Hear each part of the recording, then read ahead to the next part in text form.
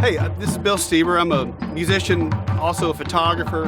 Howard Armstrong is just one of my most important people in my life, both as as a documentary photographer and especially as a musician and lover of music, because I've been documenting mostly blues culture for about 30 years, and I've had the chance to meet Howard a couple of times.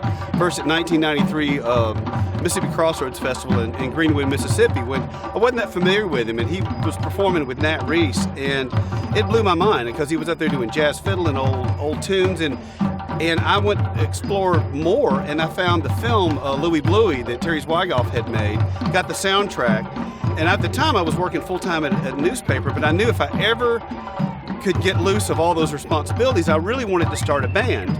And honestly, when we finally got the opportunity to do that, 2004, the soundtrack to the Louie Bluie movie was our mission statement and remains so to this day.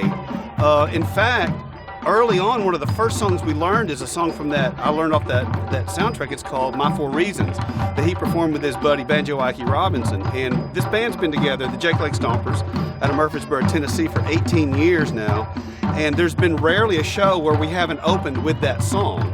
And we talk about Howard, we talk about Banjo Ike and all of those guys. I met Howard twice. I photographed him for the last time in 2002 when he came to Nashville performed at the Ford Theater at the Country Music Hall of Fame. And in fact, this is the photo that I made of him. And he was just such a, hold it up. I got it.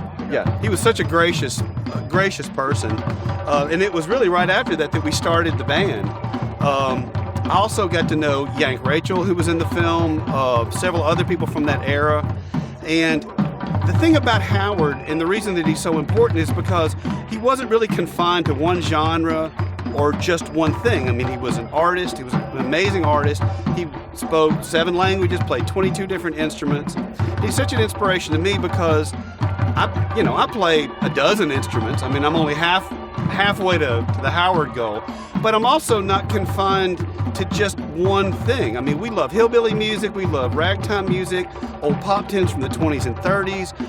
We've played old klezmer tunes and Eastern European stuff, and that was very much in Howard's zeitgeist. I mean, he really was the template for all of that. To be able to say it's all music, all cultures, everything all at once is wonderful and beautiful, and you can make it joyful. And he has been our patron saint and guiding spirit for almost 20 years now.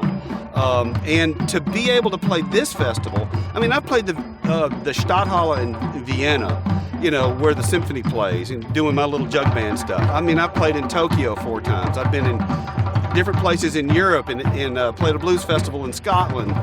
And nothing means more to me than this festival right now because it's for Howard.